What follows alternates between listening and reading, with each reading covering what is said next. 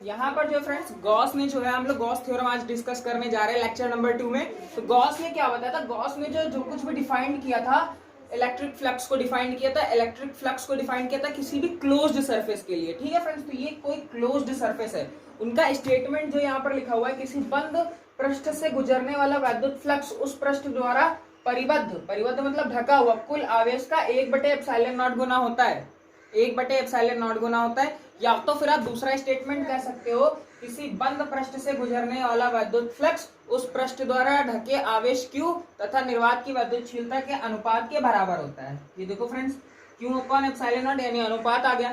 Friends ये तो statement है, इसको हमको प्रूफ करना है। ये स्टेटमेंट है, इसको हमको प्रूफ करना है। तो हमने क्या किया, कोई बंद सतह ले ली। अब बंद सतह में हमने क्या किया, कोई छोटा सा एरिया डीए सपोज कर लिया। डीए सपोज करने के बाद जो लाइंस थी वहां से जो निकल रही थी, लाइन पास आउट कर रही थी, उनकी जो इंटेंसिटी थी और जो एरिया था, उनके बीच का जो एंगल आ गया वो थीटा आ गया। उनके बीच का जो एंगल आ गया वो कितना आ गया, थीटा आ गया। तो अब हम लोग क्या करेंगे, और इसकी रेडियस कितनी आ रही है, इस पी पॉइंट पर हम लोग को इलेक्ट्रिक फ्लक्स कैलकुलेट करना है। इस पी पॉइंट पर क्या कैलकुलेट करना है, इलेक्ट्रिक फ्लक्स कैलकुलेट करना है। तो अब हम लोग करेंगे क्या, हम लोग करेंगे ये कि हम लोग गॉस की थ्योरम डिराइव करेंगे। हम लोग जो है इस वाले फॉर्मूले का यूज करेंगे, और इस फॉर्मूले का यूज करने के बाद क्या करेंगे, इस फॉर्मूले का यूज करने के बाद हम लोग ये वाला चीज प्रूफ करके लाएंगे। तो देखो फ्रेंड्स कैसे होगा, ये स्टेटमेंट आप नोट कर लो। इसके बाद जो हम लोग इसको रफ कर दे रहे हैं, रफ करने के बाद हम लोग करेंगे प्रूविंग। हम लोग इस फॉर्मूले को डिराइव करके लाएंगे। ठीक है फ्रेंड्स, हम लोग इस फॉर्मूले को क्या करेंगे, डिराइव करेंगे। कैसे डिराइव करेंगे वो देखो फ्रेंड्स, हम जानते हैं इलेक्ट्रिक फ्लक्स कितना होता है, क्योंकि वो थीटा एंगल पर है ना। तो इलेक्ट्रिक फ्लक्स कितना आएगा, इलेक्ट्रिक फ्लक्स कितना आएगा, यहाँ से आप जानते हो कि फाई ई इक्वल टू, हम लोगों ने पढ़ रखा है ई ए कॉस थीटा। कितना पढ़ रखा है, phi is equal to E A cos theta. लेकिन यहाँ पर जो एरिया है आपका, वो एरिया है डी ए। एरिया कितना है, वो एरिया है छोटा सा डी ए। वो छोटा सा एरिया कितना है, डी है। तो ए के आगे हम लोग लगा लेंगे डी। और जब छोटा सा एरिया होगा तो छोटे से एरिया से जो फ्लक्स पास होगा, यानी कि जो विद्युत बल रेखाएं पास होंगी वो भी कम ही पास होंगी, यानी उसके आगे भी हम लोग को क्या लगा लेना चाहिए, डी लगा लेना चाहिए। ठीक है फ्रेंड्स, यानी छोटे से एरिया से जो पास होने वाली विद्युत बल रेखाएं वो भी कम होंगी, और जब कम होंगी तो इलेक्ट्रिक फ्लक्स भी क्या होगा, कम होगा। ठीक है फ्रेंड्स, तो इसको हम लोग बना लेते हैं इक्वेशन 1। यहाँ पर हम लोग क्या करेंगे, दोनों पक्षों का एक मिनट फ्रेंड्स, अभी जब आप यहाँ पर देख रहे हो जो थीटा एंगल पर आया हुआ है, थीटा हम लोग का इतना माइन्यूट होता है, इतना कम होता है कि हम लोग थीटा को 0 डिग्री सपोज कर सकते हैं। थीटा को कितना सपोज कर सकते हैं, 0। तो जब आप यहाँ पर 0 रखोगे तो कॉस 0 डिग्री की वैल्यू कितनी होती है, 1 होती है। तो हम लोग इन दोनों चीजों का यहाँ पर यूज करने वाले। तो यहाँ से मिलेगा आपको D phi E is equal to E D A cos 0 degree. और कॉस 0 की वैल्यू कितनी होती है, कॉस 0 की वैल्यू होती है 1। तो यहाँ से आपको जो फ्लक्स मिला ईडीए। इसके बाद फ्रेंड्स हम लोग करेंगे क्या, इसके बाद हम लोग ये करेंगे, हम लोग करेंगे दोनों पक्षों का समाकलन। दोनों पक्षों का समाकलन करने पर, दोनों पक्षों का समाकलन यानी इंटीग्रेशन करने पर, दोनों पक्षों का समाकलन करने पर on integrating both side, on integrating both side. जब बोथ साइड इंटीग्रेशन करेंगे, क्योंकि ये हम लोग का जो सरफेस है, ये हम लोगों ने कैसे लिए, क्लोज्ड सरफेस के लिए बात कर रहे हैं। तो क्लोज्ड सरफेस के लिए जब हम लोग इंटीग्रेशन करते हैं तो यहाँ पर ऐसा एक डब्बा लगा देते हैं छोटा सा। और फ्रेंड्स आप ये सोचोगे कि ये इंटीग्रेशन क्या है, तो इंटीग्रेशन में आपको डरने की कोई जरूरत नहीं है। अभी आपको यहाँ पर केवल इतना समझना है बायो वाले स्टूडेंट्स, जो dx का इंटीग्रेशन होता है ना वो x होता है, और जो dy का इंटीग्रेशन होता है y होता है। यानी कि इंटीग्रेशन में जो आपका जो है ऑपरेटर होता है d वो हट जाता है और केवल आपका एलिमेंट रह जाता है। तो इसी तरीके से यहाँ पर डी फाई ई है, तो डी फाई ई का इंटीग्रेशन कितना आएगा, फाई ई आएगा, और डीए का इंटीग्रेशन कितना आएगा, ए आएगा।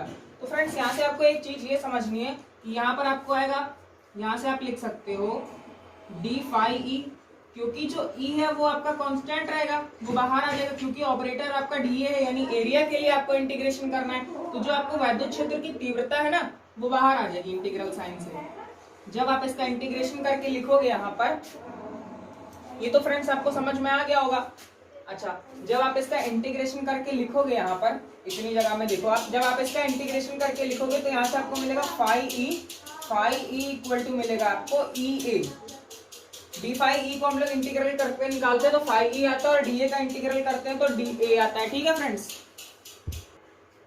तो फ्रेंड्स यहाँ पर जो है जो डी ए आएगा वो कितना आएगा, ए आएगा। अब आपने फाई इक्वल टू कितना निकाल लिया, ई ए निकाल लिया। आपने एक फार्मूला और पढ़ा होगा, E is equal to 1/4 pi epsilon naught Q upon R square, क्योंकि पॉइंट चार्ज है ना यहाँ पर, ये जो इसके सेंटर पर ढका हुआ आवेश है ये कितना है, पॉइंट चार्ज। पॉइंट चार्ज की वजह से इंटेंसिटी ऑफ इलेक्ट्रिक फील्ड आप कितनी पढ़े हो, इंटेंसिटी ऑफ इलेक्ट्रिक फील्ड मैंने आपको बताया 1/4 pi epsilon naught Q upon R square. आप यहाँ पर पुट करो, यानी 1/4 pi epsilon naught Q upon R square, और यहाँ पर आएगा आपका ए।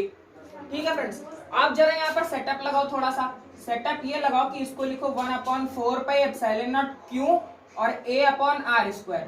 तो अब फ्रेंड्स ये जो चीज देख रहे हो ए अपॉन आर स्क्वायर, अभी अभी आपने जब लास्ट लेक्चर में पढ़ा था ओमेगा, तो ओमेगा आपने कितना पढ़ा था, ए अपॉन आर स्क्वायर। कितना पढ़ा था आपने omega, A upon R square पढ़ा था। तो ए अपॉन आर स्क्वायर की जगह हम लोग क्या लिख सकते हैं, ओमेगा लिख सकते हैं। तो phi E is equal to आपको मिल गया यहाँ से 1/4 pi epsilon naught Q multiplied by omega. कितना आ गया यहाँ से मल्टीप्लाइड में ओमेगा। और फ्रेंड्स मैंने आपको ओमेगा यहाँ पर ये क्या एक हिसाब से ये स्फेरिकल ही तो है, जब आप स्फेयर के लिए बात करते हो तो ओमेगा कितना आता है आपका, स्फेयर के लिए आपका ओमेगा आता है 4 पाई, स्फेयर के लिए आपका ओमेगा कितना आता है 4 पाई आता है। तो उस ओमेगा की वैल्यू आप यहाँ पर रख दो, तो जो phi E is equal to निकल कर आएगा 1/4 पाई एप्सिलॉन नॉट क्यू, और ये 4 पाई, 4 पाई से 4 पाई कैंसिल हो जाएगा, आपका रिमेनिंग सिस्टम कितना आया, phi E is equal to आपका निकल के आया क्यू अपॉन एप्सिलॉन नॉट।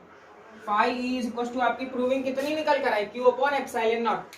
तो फ्रेंड्स यहाँ पर हम लोग को 4 चीजें यूज करनी है इस डेरिवेशन में। एक तो हम लोग को पहला वाला फॉर्मूला याद ही होगा, D phi is equal to E D A cos theta. हम लोग इलेक्ट्रिक फ्लक्स कैलकुलेट कर रहे हैं, गॉस के अकॉर्डिंग इलेक्ट्रिक फ्लक्स था phi is equal to Q upon epsilon naught, और हम लोगों ने जो पढ़ा था वो कितना था, वो था D phi is equal to E D A cos theta.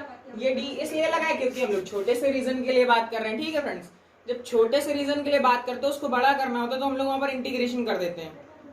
क्या कर देते हैं फ्रेंड्स, इंटीग्रेशन कर देते हैं। तो यहाँ पर हमने इंटीग्रल निकाला, इंटीग्रल निकालने के बाद ये आया वैल्यू, ई की वैल्यू हमने कितनी पुट करी 1/4 pi epsilon naught Q upon R square, क्योंकि यहाँ पर जो पॉइंट चार्ज की वजह से हम लोग की इंटेंसिटी ऑफ इलेक्ट्रिक फील्ड आती है वो यही होती है। तो ये हम लोग ने रख दिया। अब आप जब इसको सही से लिखोगे तो ए अपॉन आर स्क्वायर होता है आपका सॉलिड एंगल ओमेगा, घन कोण जिसको कहते हो। ओमेगा की वैल्यू आप रखोगे ए अपॉन आर स्क्वायर, वो हमने ओमेगा रख दिया। जब आप पूरी स्फीयर के लिए बात कर रहे होते हो, पूरी स्फीयर की वजह से कितना इलेक्ट्रिक फ्लक्स आएगा, तो वो आप ओमेगा की जगह कितना रखोगे, 4 पाई रखोगे। लास्ट लेक्चर में मैंने आपको बताया था, तो वो आपने यहाँ पर 4 पाई रखा। 4 पाई से 4 पाई आपका कैंसिल हो जाएगा, आपकी value Q is equal to phi E is equal to Q upon epsilon nought आ जाएगी। यही आपकी गॉस की थ्योरम है, बहुत ही आसान है और ये पेपर में मस्ट है आना, ये पेपर में मस्ट है, आती ही आती है, मोस्ट इंपॉर्टेंट है आपके लिए। ठीक है फ्रेंड्स, तो आप सेकेंड लेक्चर में इतना ही।